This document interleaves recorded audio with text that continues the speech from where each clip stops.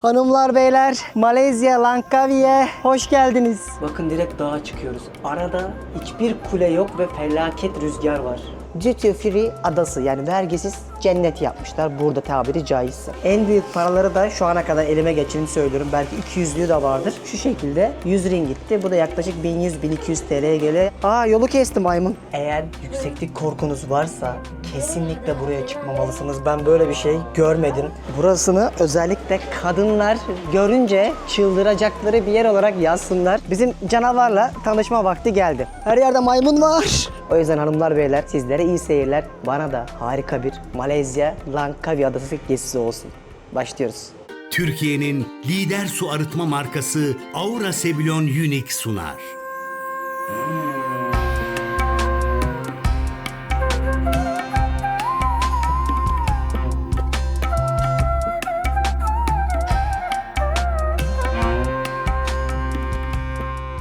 Hanımlar beyler, ben Deniz Pehlivan. Dünya turumun Malezya ayağına hoş geldiniz. Nasılsınız? Umarım her şey yolundadır. Ben harika bir tatile başladım. Ülkenin en ünlü turistik adalarından, tropikal yerlerinden bir tanesi Langkawi'ye geldim. Hatırlarsanız önceki bölümde önce Pakistan'da, sonra Kuala Lumpur'a geldik. Sonra Kuala Lumpur'un dağlarına, yaylalarına çıktık. Şimdi de adalarına gelmiş olduk. Dünyada tropikal adalar içinde en kolay uçak dolaşılacak yerlerin başında geliyor burası. Deniz, kum, güneşten daha çok doğa odaklı bir yer ama aynı zamanda güneş ve kumu var, denizi ehişte olan bir yer burası. 100.000 kişinin yaşadığı, 3 milyondan fazla turistin her sene akın akın geldiği, ülkenin tek duty free adası, yani vergisiz cennet yapmışlar burada tabiri caizse. Kuala Lumpur ülkesi şeriatla yönetildiği için birazcık böyle hem turizmi öne çıkarmak hem de bu adanın birazcık jeopolitik konumunu da kullanarak bir fayda sağlaması için böyle bir ada yapmışlar. Bu şekilde yönetmeye çalışmışlar ve buraya da Duty Free adası diyorlar. Zaten göreceksiniz videonun sonuna doğru alkol fiyatları, sigaralar, çikolatalar, kıyafetler bedava olacak. Çok sıcak bir gün olacak. Benim için anlatması oldukça meşakkatli. Dışarısı yanıyor. O yüzden böyle içeride giriş yaptım. Ama elimden geldiğince size bu adayı anlatacağım. Çünkü buraya daha önceden de gelmiştim. Buradan sonraki bölümlerde izleyeceğiniz çok özel yerler olacak. Hele ki Tayland'da benim de hiç gitmediğim yerleri, adaları sizlere göstereceğim. Çünkü bir tek buradan rahatça gidiliyordu. O yüzden gelmişken onları da böyle kombine edip sizlere gezi rotası çıkarmayı planlıyorum. Dünya turlarında buralara çok geldiğim için gayet de iyi bildiğimden dolayı videonun sonlarına doğru sizlere hem kıyaslamalarını yapacağım hem de gezi önerileri sunacağım inşallah. Video başlayacak ama her zaman video başlamadan önce ne yapıyorduk? Özellikle televizyondan izliyorsanız tabletten ve telefondan videoyu bir beğenip yorum yapmayı, kanala da abone olmayı unutmuyorduk değil mi? Böyle ayaklarımızı uzatmışız rahat rahat dünya turu yaparken bana verebileceğiniz en büyük destek bu olur. Çok güzel bir gün olacak. Çok heyecanlıyım. O yüzden hanımlar beyler, sizlere iyi seyirler. Bana da harika bir Malezya Langkawi adası gezisi olsun. Başlıyoruz. Gezimiz Aura Sebilon su arıtma cihazlarının desteğiyle başlıyor. Evet, şimdi dostlar, burası vergisiz bir ada olduğu için çok lüks otellerde oldukça uygun fiyatlara kalabiliyorsunuz. Mesela sadece 100 euro civarında kahvaltı dahil denize sıfır kaldığımız bir oteli göstereceğim sizlere. Burası lobi kısmı. Gayet şık, ferah ve tropikal bir yerde olduğunuzu size hissettiren, camı penceresi yok. Direkt kapılar açık bir şekilde oluyor genelde buraların tasarımı ve burada en güzel şey denize sıfır olması ama buranın denizi, şimdi Andaman Denizi'nin biraz güneyindeyiz ve Melaka Körfezi'nde olduğumuz için çok böyle güzel değil. O Tayland'daki deniz yok ama dünyanın en iyi ormanları burada. Mangrove ormanları olarak geçiyor. Onu 2 bölüm sonra göstereceğim. Ona daha var. Şuranın girişini bir görmenizi istiyorum. Bu kaldığımız otelin ismi Dash'ti ve böyle bunny temalı bir otel yapmışlar. Takdir edersiniz ki sizler şu an kışı yaşarken biz yine Allah'ım sana şükürler olsun yazı yaşıyoruz. Herhalde bir 10 yıldır falan tam anlamıyla kışı görmedim. Ve kışın en sevdiğim şey şunları görmek. Kokonat ve palmiye ağaçları. Bunlar varsa mutluluk vardır. Odaları falan göstermeyeceğim. Standart otel odası ama nerede kaldığımızı görün istiyorum. Denize sıfır, çok böyle sonsuzluk havuzu olan bir güzel yer yapmışlar. Havuz yapmışlar. Ama o sırada kiminle beraberiz yine? Hazır mısın yanmaya Burçin? Şu an yandım bile. Değil mi? Olsun. Yine de bu kadar sıcağa rağmen bugün güzel yerler göreceğiz. Burası havuz kısmı. Böyle gayet sığ bir havuz yapmışlar. Şu köprüyü niye kapatıyorlar hala anlamış değilim ama çoğu insan da geçiyor yani buradan. Böyle denize sıfır dediğimiz otelimizin manzarası. Her gün böyle istisnasız müzik çalıyorlar ama hiç parti görmedim. Burası parti için değil, daha çok dinlenme yatış yeri. Şöyle bir de plaj kısmına doğru gidelim, gelin. Yalnız bu sene ben de ilk defa böyle terlikleri giyip kuma dokundum. Ayrıca 10 dolara terlik aldık. Otelin içinde her şey var ve çok alışveriş merkezlerini falan da gösteririm. Çok uygun şeyler var demiştim ya, onu göreceksiniz. Otelimiz böyle, havuz kısmı. Bir de buraya çok rahat bir şekilde Kuala Lumpur'dan gelebiliyorsun. Yani kaç paraydı? 1500-2000 lira olsa 40-50 dolar ödeyerek bir saatte ulaşabiliyorsunuz çok rahat bir şekilde ve o kadar çok sefer var ki 3 milyondan fazla turist geldiği için. En iyi dönemi de buranın Ocak'tan Mart sonuna kadar oluyormuş. Böyle çok sıcak dönemine denk gelebiliyorsunuz. Ama yine uyarıda bulunayım. Hani olur da bir gün buralara gelirseniz denizden asla bir şey beklemeyin. Yani denizin resif kısmı yok. O mavilik ve turkuaz yok. Ünlü bir bitki var. Mangrove diye geçiyor ve en iyi örneklerini de burada görebiliyormuşsunuz. Hatta dedim ya 2 bölüm sonra oraya çok güzel bir tekne yolculuğu yapacağız. Zaten bu adanın en büyük olayı da tabiatı. Ve her yerde şöyle yemyeşil ormanlar görüyorsunuz. Yolda giderken önünüze maymunlar çıkıyor. Otelin kapısına kadar geliyor maymunlar. Hatta kapıları açmayın diye uyarıda bulunuyorlar. O tropikal havayı yaşıyorsunuz. O yüzden göreceğiniz manzaralar da bu şekilde oluyor. Jet skileri falan kiralayıp da böyle 4 saatlik, 5 saatlik turlar yapabiliyorsunuz yaklaşık olarak. O da 200 dolara denk geliyor. Yani saati 50 dolar falan. Yorumu siz yapın. Bence gayet uygun. Ve bugün amacımız bu bulunduğumuz otelin olduğu yerden motor kiralayıp şu dağlara çıkmak. Çünkü buranın en güzel dağın başına kurdukları gözetleme noktası ve köprü var. Oradan tabiat şahane görünüyor. Az önce bir kahvaltıyı yaptık. Buralarda ne yersin kahvaltıda? Standart yumurta, kahve, ekmek, reçel diyerekten böyle hafif bir enerjiyi aldık. Çünkü hem yolda yiyeceğiz hem de akşamda çok güzel sizi yemek yiyeceğimiz yerlere götüreceğiz. Hadi bakalım hanımlar beyler, yolculuk Langkawi'de başlasın.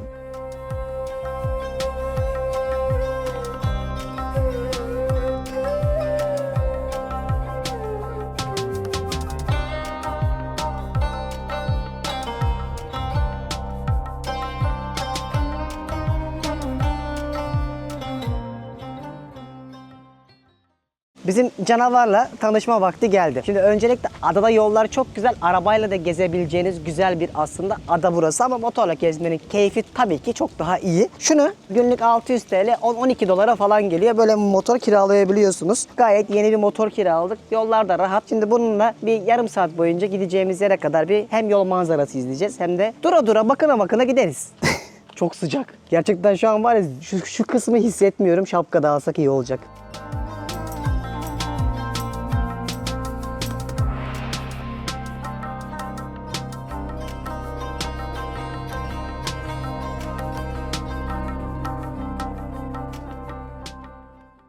Burası birazcık böyle ikilemler adası gibi.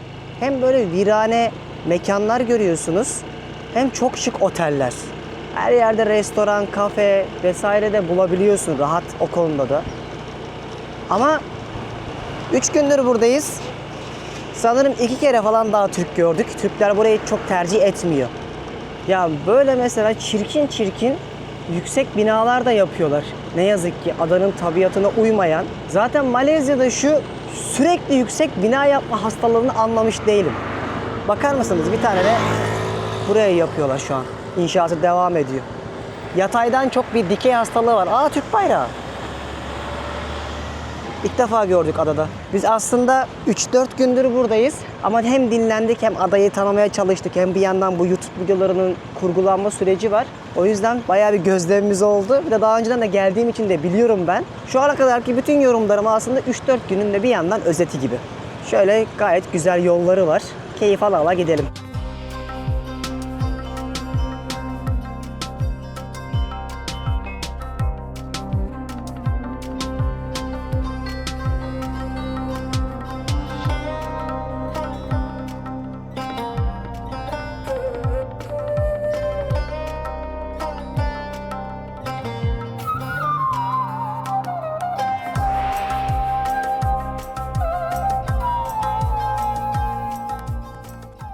Çok sıcak hava. O yüzden bir yolda mola verelim dedik. Şimdi Langkawi'de de yolda gözlemeci Nebahat abla var. Onu bulduk. Diyecek halimiz yok tabii ki. Karşıyaka'da olsa da yesek Antalya'da, Fethiye'deki gibi. O da yok. Ne var? Kokonat suyu var. Buz gibi kokonat suyu içeceğiz. İlk defa kedi gördüm adada. Birkaç köpek gördük ama kedi ilk defa. Mesela burada da elle yiyorlar. Her şeyi elle yiyorlar. Burada da portakal suyu, gül suyu, üzüm suyu, mısır suyu, çilek suyu yaptıkları küçük küçük yerler var. Tabii burada görece buz iyi yerlerde yine tüketebilirsiniz ama %100 önermiyorum. Her yerde özellikle aklınızda bulunsun. Şurada kokonatçı Serdar'ı görmüştüm. Oradan kokonat alalım. Ha, bu da burayı da gösterelim. Bu da bütün gece pazarlarında da görebileceğiniz yerel Malezya işte sosisi ama yağ şu. Muhtemelen yağ da palmiye yağı. Bunu da pişiriyorlar. Şöyle pişi gibi bir şey yapmış. Karidesli ama. Bunlar onların yerel yemekleri ama asıl yedikleri nasi goreng. Onu da akşam belki yeriz. Şurada kokonat alalım gel. Anam işkembe mi o? Et suyu direkt. Anam bayıldım. Görüntü gitti. Ben de çaktırmamaya çalışacağım ayıp olmasın diye ama Çok kötü kokuyordu. çok kötü kokuyor. Cold one. Sit there. Thank you brother. Terima kasih. Şöyle bir deniz kenarı keyfinde kokonat eşlik etsin bize. Buralar böyle, yapacak bir şey yok. İşte bulunduğumuz yerin konumu tam olarak böyle arkadaşlar. Görüyorsunuz. Yukarıda Tayland, batımızda Endonezya. İşte Kuala Lumpur ülkenin başkenti aşağıda kaldı. Biz aslında Tayland sınırına geldik dedim ya. Burada Koh Lipe diye bir yer var. Bizim aslında amacımız Langkawi'yi gezmek değildi. Koh Lipe'ye gitmekti. En kolay da buradan geçiliyordu. Koh Lipe'de benim Tayland'da neredeyse bütün adalarını görmüşümdür. Böyle puzzle'ın eksik kalan 3-5 parçasından bir tanesi de ulaşım zor olduğu için, kesinlikle görmek istediğim eksik kalan yer olduğu için dedim ki bu gezide ben de yeni bir yer göreyim. Ondan buralara kadar gelmiştik. İşte o yüzden bildirimleri açtığınızda size o Koh Lipe'yi de böyle satır satır göstermek istiyorum. Çünkü günde sadece 2 tane sefer var. Buradan kalkan ve İlk 2 gün yer bulamadığımız için 3 gün kaldık biz aslında burada. O yüzden birazcık uzadı burada kalmamız. Ve küçük bir ada olduğu için konaklamada bulmak zor ama her şeye değecek eminim. Çünkü heyecanlıyım ben de. O yüzden bildirimleri açtığınız zaman Koh Lipe'yi de beraber gezeriz. O da bende. Ben size hatta o Tayland planını da yapacağım. Böyle hangi adaya niye için gitmelisiniz, ne zaman gelmelisiniz. Bayağı bir dersime çalıştım. Çok da geldiğim için size de faydalı olacağını düşünüyorum. Ve Burçin, kokonatın geldi. İç bakalım. Şimdi yüzünden anlarız. Hayatında ilk defa kokonat suyu içiyorsun. Genelde ilk de beğenilmez. Çok kötü değil bence. Şekerli değil mi? Şekerli su. Baksana ne kadar büyük değil mi? İsterseniz böyle kaşıkla getiriyorlar. Şu şekilde kaşıkla kazarak dibini yiyorsunuz. Bak bu aslında çok daha güzel. Ilık vermiş. Soğuk dememe rağmen. Dibini yiyelim. Şöyle bir şey. Bunu güzellik şeyinde falan da kullanıyorlar diye biliyorum. Ben mesela bunun tadını sevmiyorum. Ama sevdin mi? Ben de suyunu seviyorum. Peki bunun yanında ne gider? Bizim Fethiye'mizin markası Servet'i.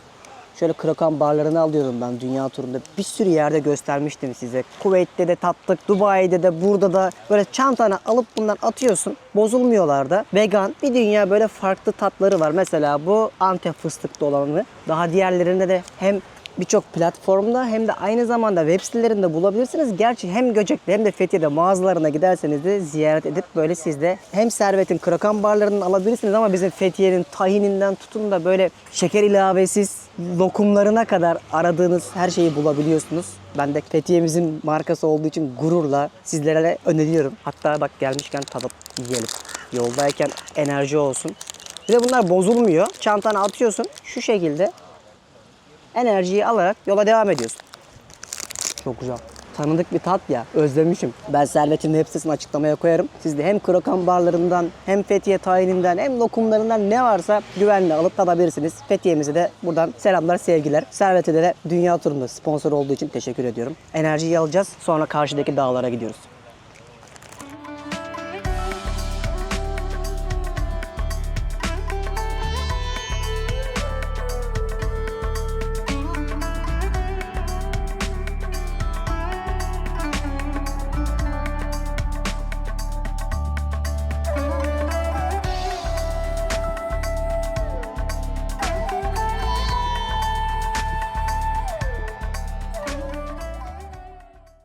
Burada da yine turizm için çok güzel bir teleferik yapmışlar. 2 kilometre uzunluğunda 15 dakika falan sürüyor. Sizi dağın tepesine götürüyorlar ve oradan panoramik olarak bütün adayı görebiliyorsunuz. Bunu mutlaka yapmak gerekiyor. O yaklaşık 35-40 dakikalık yolculuğu zaten bu manzarayı görmek için çektik. Bakalım dedikleri kadar var mı? Şuradan biletimizi alacağız. Birazdan dağın tepesine doğru yolculuğumuz başlayacak. Bence harika manzaralar göreceğiz. Her yerde ki bu resmi semboldür zaten. Kartal hediyelik eşyalarını görüyorsunuz. Çünkü Langkawi Malayca'da kartallar diyarı demekmiş. O yüzden de adanın sembolü bu olduğu için bütün hediyelik eşya dükkanlarında tutun da bu panoramik noktanın olduğu yerde de var diye biliyorum. Kartalı bolca görüyorsunuz. Hatta dedim mi 2 bölüm sonra sizi burada çok güzel bir yere götüreceğim diye. Orada kartallığı falan böyle besliyorlarmış. Canlı canlı görebiliyormuşsunuz parkın içerisinde. İçeride böyle güzel de bir tesisleşme yapmışlar. Turizm için böyle renkli renkli evler vesaire dikmişler. Ama bir kahve içmek istiyoruz. Çok güzelmiş burası Burçin. Hanımlar beyler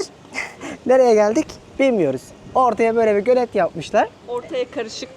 Şurada güzel bak bir kafe var. Tekneler koymuşlar gezmeniz için. Karşıda ayrı bir restoran var. Şurada bir tane kafe görmüştük. Oraya doğru gidelim. Keşke şurada timsah çıksa. Şaşırmam. Çıkabilir yani. Her an her yerden bir şey çıkabilir buralarda. Timsaha benzeyen. Serin bir yerdeyiz. Kahveler gelecek birazdan. Fiyatlarını falan söylerim. Nerede olduğumuzu ve rotamızı size bir göstereyim. Bakın haritadan şu şekilde baktığınızda biz şuradan yola çıktık. Havalimanının altından geçtik ve buraya geldik. Cable car dedi. Teleferik noktasına kahve söyledik. Thank you very much. Genel olarak adada kahve fiyatları 8 ila 10 ringgit. 11 ile çarparsanız yaklaşık olarak Türk lirası karşılığını bulabiliyorsunuz. Ve neredeyse her yerde kredi kartı geçiyor. Nakit hiç kullanmıyorlar hatta. Ve en küçük paraları da kağıt paraları şu. 1 ringgit bizim 10 liramız gibi düşünün. En büyük paraları da şu ana kadar elime geçeni söylüyorum. Belki 200'lüğü de vardır. Şu şekilde 100 ringitti. Bu da yaklaşık 1100-1200 TL'ye geliyor. Yani bununla akşama kadar çok rahat gezersiniz mesela burada. Bileti alacağız. Aslında sıra vardı şu an. İsterseniz online de alabiliyor musunuz? Sıra beklemeyin. Kahvenizi içerken alın dediler. O yüzden bileti alacağız. Kahvemizi içeceğiz. Sonra yukarıya doğru yolculuğumuz başlayacak. Biletlerimizi aldık. 178 ringgit verdik 2 kişiye. Bununla yukarıdaki o köprüde yürüme de dahil olacak. Yukarıya çıkacağız hem de yürüyüş yapacağız. Okey. Like this. Bu şekilde kolumuza bağlayacakmış. Heyecanlıyız hadi bakalım. Allah Allah Allah. Okay.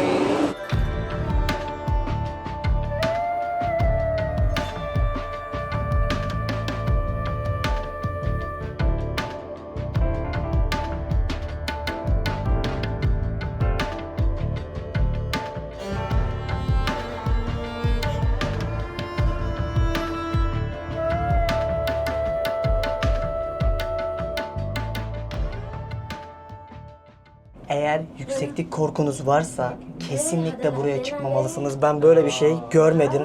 Şu an resmen dağın zirvesine kadar şu demiri yükseltmişler. Oradan da yukarıya doğru çıkıyoruz. Hiç öyle uzaktan göründüğü gibi değildi.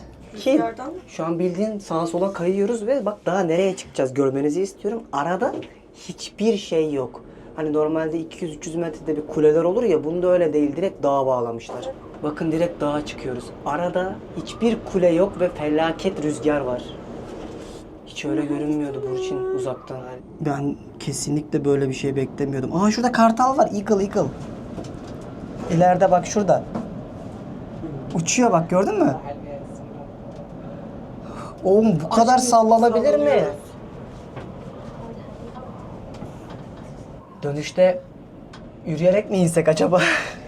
Bak ben hayatım boyunca bu kadar yüksekten bir dağa teleferikle bağlanmadım. Bunu nasıl yaptınız be kardeşim? İnanılmaz. Gerçekten ürkütücüydü. Çok sallanıyor.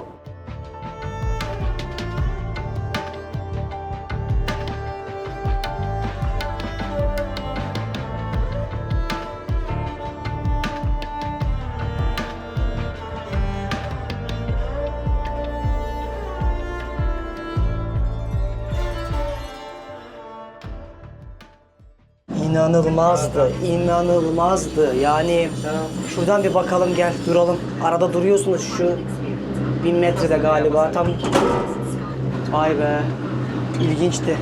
Eagle's Nest Skywalk dedikleri bölüme geldik. Yani kartal yuvası yürüme alanı. Bakın buraya Ki şu an nasıl bir rüzgar var, elimden kamera uçacak resmen. Nasıl yaptınız? Dercesine bir manzaradalar. Şöyle aşağıya göstereyim, anlayacaksınız. Bak biz sabah şu karşıdaki plajların oradan başladık yolculuğumuza ki zaten en ünlü yerleri oralar. Sonra şuradan havalimanının oradan geçtik. Kıyı şu ormanların içinden geldik ve şu aşağıdaki merkezden teleferiğe binmiştik. Aslında ada tamamen böyle yemyeşil bir coğrafyanın olduğu güzelliklere sahip. Şimdi köprünün olduğu yere doğru gidiyoruz. Ormanın üstünden. 700 metre yukarıdaymışız şu an deniz seviyesinden. Çok güzel görünüyor ama yukarıdan. Resmen ormanın üstünden uçuyorsun.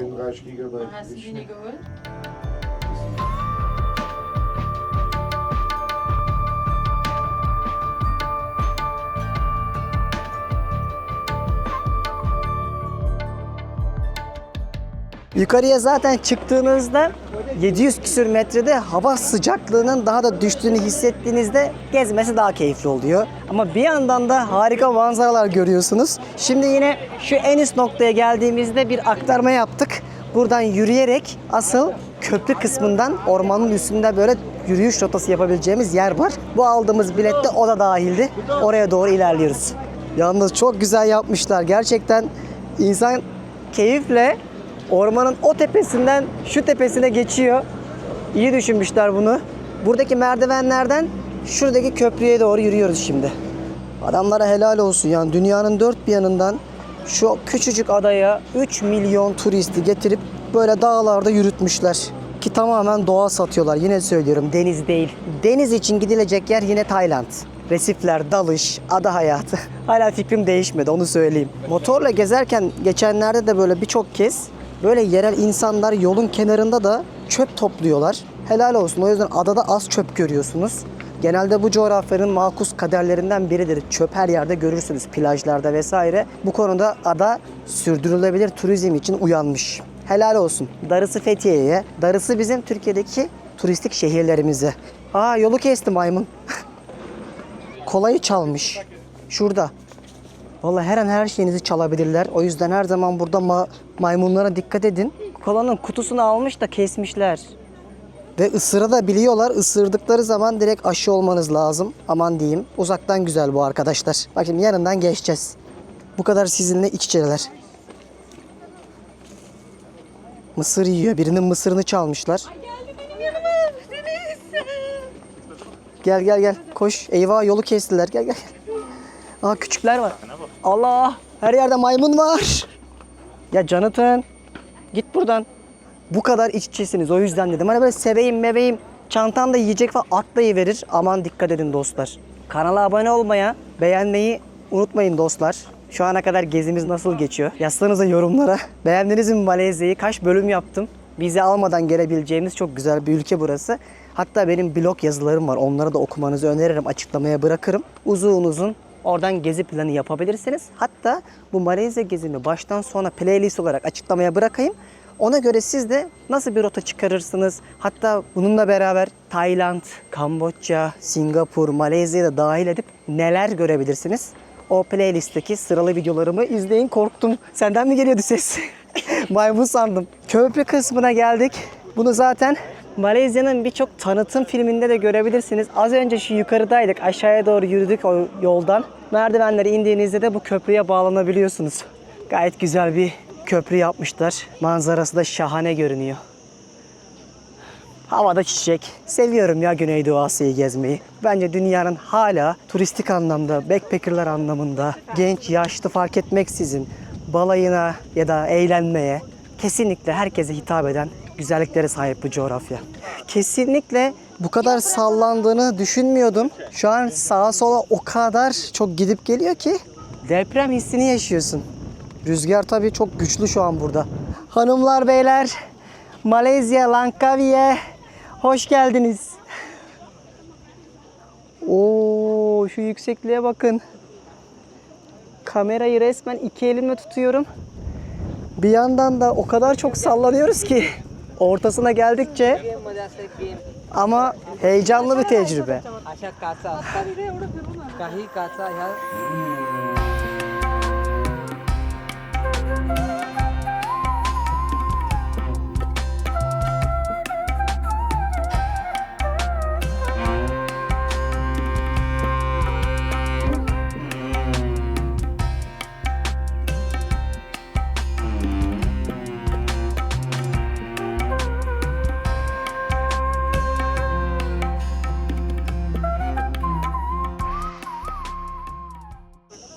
Ya bunu gerçekten bir mühendislik harikası. Emeği geçen herkese teşekkürler. 25 sene önce bunu nasıl yaptınız? Çok güzeldi. Kesinlikle görülmeliydi. Şimdi buradan aşağıya iniyoruz. Yine aynı manzaraları göre göre keyif alarak bir yolculuk yapalım. Çok güzeldi. İyi ki geldik. Eğer buralara yolunuz düşerse yine söylüyorum mutlaka görün. Burada şimdi 7 tane yan yana şelalelerin olduğunu söyledikleri Yedi Şelale adındaki yere geldik. Birazcık serinleyeceğiz. Böyle çok butik bir dükkanların olduğu yerin girişinden hemen az önceki o teleferiklerin olduğu yere 1 dakika falan mesafedeydi. Buradan giriş yapıyorsunuz direkt. Motorla geldiğimiz için rahat rahat ulaştık. Yollar falan çok iyi ya. Gerçekten adada çok rahat bir şekilde hem arabayla hem motorla gezebiliyorsunuz. Gidelim bakalım. Bir de şelalelerini görelim gelmişken. Ben de o kadar olduğunu bilmiyordum. Kişi başı şimdi 10 ringgit verdik. Çok bir para değil, 100 lira. Neye şaşırdığımızı göstermek istiyorum. 560 basamak varmış. Böyle böyle Başla. çıkacağız. Kaldı 999. Devam. Bildiğin ormanın içinden şu an yürüyoruz. Allah'tan birazcık daha serinledi hava.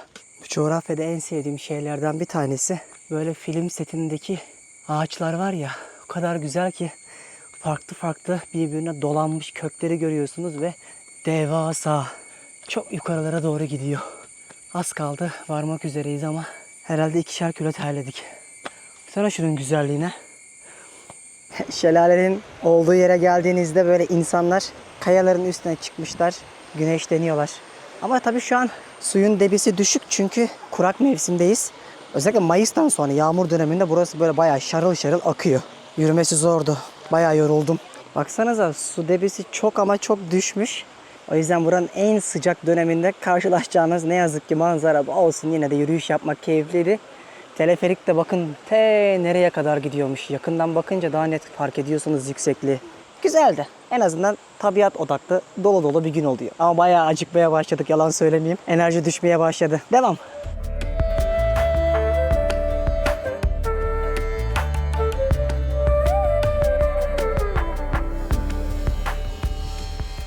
Sen ekranların başında ayaklarını uzatmış, çayını kahveni rahat rahat içerken ya da kahvaltıda keyif yapan kardeşim. Evet, sana söylüyorum. Sen, bu kardeşin şu terleri görüyor musunuz?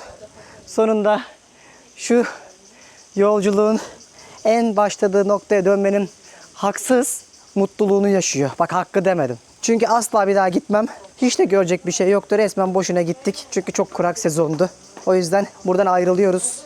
Elimiz ayağımız titremeye başladı. Çok yorulduk. Güzel bir yemek yemeye gidiyoruz. O yüzden şöyle güzel yorumlarınızı, beğenilerinizi yapın bakalım. Beğendiniz mi buraları? Ne düşünüyorsunuz? Biz de harika bir restoran bulduk. Sizlerin de seveceğinize eminim. Oraya doğru yol alalım. Bir güzel artık yemek yiyelim. En sevdiğim kısım başlıyor. Buralarda yeme içme özellikle palmiye yağı üzerine olduğu için bize yakın lezzetleri bulmak çok zor oluyor.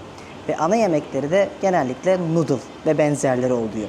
Ama adada şansımıza ilk geldiğimiz gün çok güzel bir Argan adında Akdeniz mutfağı olan restoran bulduk. Burada ben hayatımda yediğim en iyi sarımsaklı tereyağlı karidesi yediğimi iddia ediyorum. Ondan falan yemiştik ama hiç çekmemiştim. O yüzden bugün dedim ki gelmişken hem bir kere daha yiyelim hem de sizlere aktarayım. Fiyatları da oldukça uygun. Birçok şeyi 10 dolar civarında bir para ödeyerek yiyebiliyorsunuz. Güzel şeyler söyledik. Artık günün en güzel yemek yiyeceğimiz kısmı başlayabilir. Enerjimiz sıcakla beraber çok düşmüştü. Birazcık kendimize geliriz, toparlanırız. Sonra gün batımı izlemeye gideriz. Yemeği bekliyorsun. Ya o kadar iyi ki yüzümüzden anlıyorsunuzdur heyecanımız. Ekmek falan da söyledik ya. Buralarda günlerdir yoldayız. Ekmek yok, yemiyorlar. Her şey pilavlı olduğu için ve şu an bir zeytinyağına bir şey banıp yiyebiliyor olmak bile bizim için büyük bir şükür sebebi. Allah'ım, ekmek. Ya bu kadar iyi. Buraya kaç kere geldik? 3 kere mi geldik? Her gün bir öğün geldik değil mi? Hı hı. Hep aynı kalitede, hep aynı lezzette. Adada bence birçok yabancı da buraya geliyor zaten. Hakkını veriyorlar. Çok iyi yapıyorlar. Gezideki en büyük tabak bu olabilir. bildiğiniz var ya böyle el yapımı makarna yapıyorlar. Ben deniz mahsulü söyledim. Burçin de domates soslu söyledi. Şuna baksana ya. Böyle kötü olma ihtimali var mı ya? Afiyet olsun. Adada eğer aç kalacağınızı düşünürseniz ilk geleceğiniz adres burası olsun. Çok güzel. Şimdi günün en güzel saati başlıyor. Burada Pentai Cenang adında bir sahilleri var. Sabahki gösterdiğim plajın diğer kısmı. Güne başladığımız yerin asıl en güzel gün batımı tabii mevsimine göre değişiyor. Buradan oluyor ve şu an harika renkler var. Ben de şu bembeyaz kumların olduğu plaja geldim. Gün batımı keyfi yapıyorum. Buranın gerçekten denizi hiç güzel değil. Çünkü kahverengi bir tonu var. Ben daha önceden şu adaları falan da tekne turlarıyla gezdim. Blogda da yazmışım, hatta öyle çok beğenmediğimi söylemişim ve şu anda da farklı bir şey söyleyemiyorum. Çünkü gerçekten deniz olarak değil, şu dağlar olarak çok güzeldi. Sabah da o çıktığımız teleferikte olan dağ karşıdaydı. Şimdi de böyle jet skilerle insanlar seyirlerden geri dönüyorlar. Bunlarla 4-5 saat tur yapıp böyle adaları gezebiliyorsunuz ama dediğim gibi çok da adaları beğenmeyebilirsiniz. Daha çok doğa yeri burası. Şöyle gidelim. Bakın bu kadar kalabalık bekler miydiniz? Herkes gün batımını izlemek için plajın en güzel yerine gelmiş. En güzel çünkü gün batımı burada oluyor. Keyfini sürelim bakalım. Şurada gençler bir yandan top oynuyorlar, bir yandan voleybol oynayan şurada yerel halk var. Kimisi gelmiş böyle havlusunu sermiş, gün batımı keyfi yapıyor. Şurada bir gece herhalde ateş şov oluyor. Onun hazırlıklarını yapıyorlar. Şu ana kadar insanların da çok sevdim, doğasını da buranın.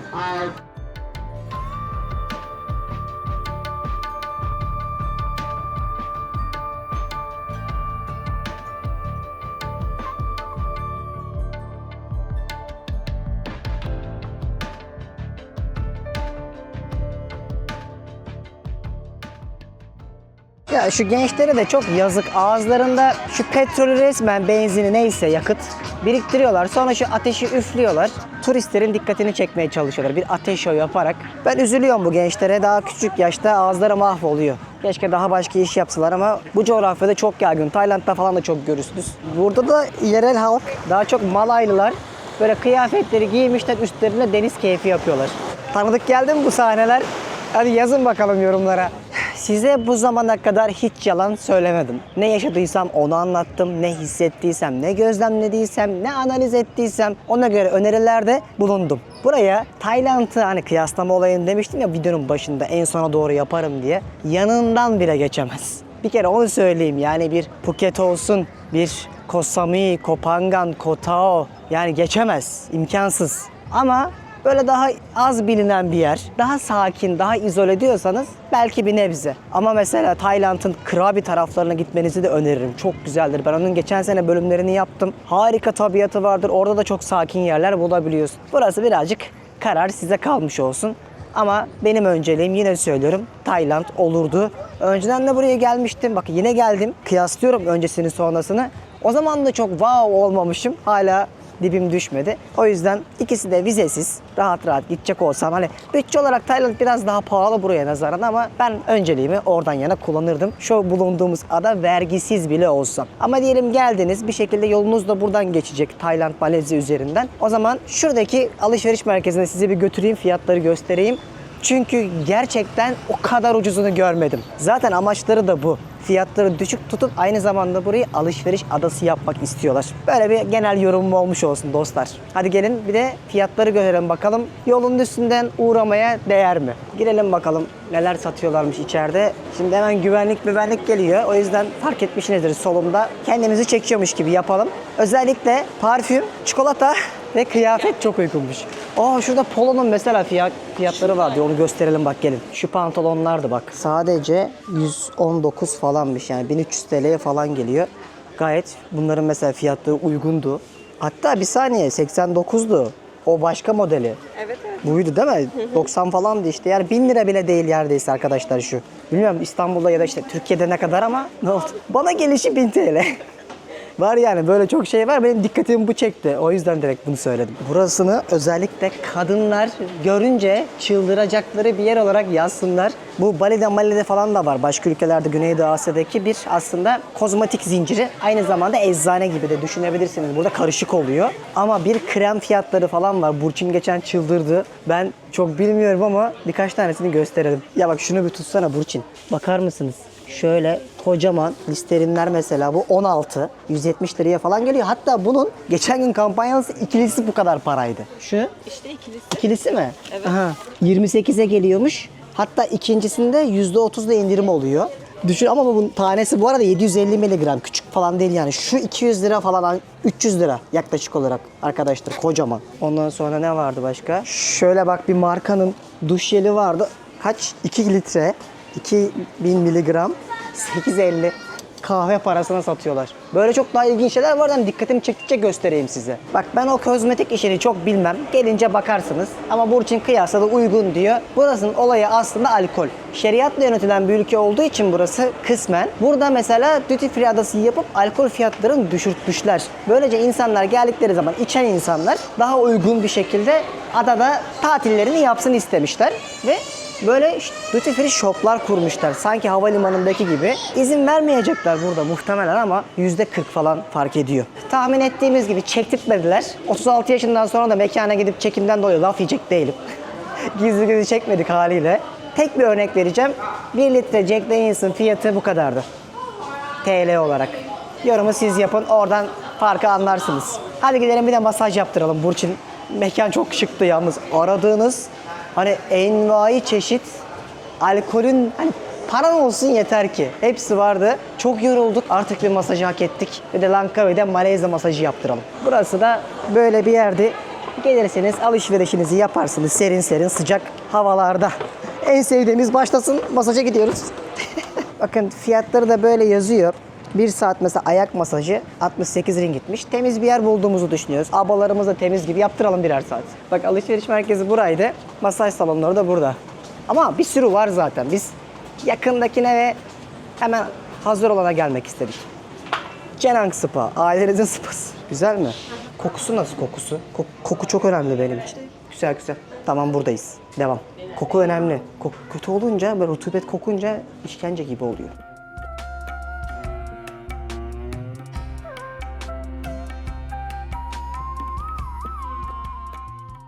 Nasıl anlatıyor garibim. Arkadaşlar geri çekiliyoruz. O masaj salonu hiç iyi değildi. Burçin alerji oldu. Valla çok da kötülerdi. Hani biz içerinin serinliğine kandık ama siz bizim her dediğimizi yapmayın. Biraz böyle yorgunlukta, sıcaktan da bir bıkmışlık vardı. O yüzden ayaklar şu an kızardı. İlaç aldık eczaneden. İnşallah geçecek. Ama kaşınmıyorsun bak. Bir anda o şey gitti. Krizi gitti. Buralarda böyle şeyler olabiliyor. Ya normal kremlerden değil de ama ya o böyle Yağlı değil mi? çay tabağının içine bir yağ ısıtmışlar yani çok garip bir yağydı zaten. Yani yeri falan da iyiydi ama gezginler de hata yapar. Ya Neyse. girişi çok temiz kokuyordu ya ona aldandık. Ben de biraz. sana aldandım biraz iyi deyince yallah dedik girelim içeriye. Neyse düzeleceğiz. Bir alerji Geçti. yanılsaması yaşıyoruz şu anda. İçimizde sönsün diye şöyle Tayland dondurmacısına geldik kardeşim bize. Sadece ona yani 3 dolar bile değil güzel bir Tayland dondurması yapacak burada. Asya'da en sevdiğim şeylerden bir tanesi bu gece pazarları ve şu an bu Cenang dedikleri bölgedeki gece pazarına geldik. Hatta bence keşke bizde de böyle gece pazarları olsa da böyle tezgahları kurup yemekler yesek, bir şeyler içsek, meyveler tatsak diye düşünüyorum Asya'ya ne zaman gezsem. Hızlı bir gezelim burayı. Çok küçük, çok butik bir yer ama burada da benzerini yapmışlar. Hemen Türk döneriyle başlayalım. Abimiz tavuk döneri yapıyor ve bu şekilde bizdekine çok benzese de yorumu siz yapın.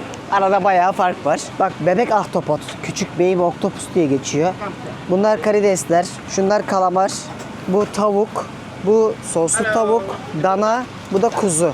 Böyle tezgahta satıyorlar ama çok güzel görünmüyor. Yalan söylemeyelim.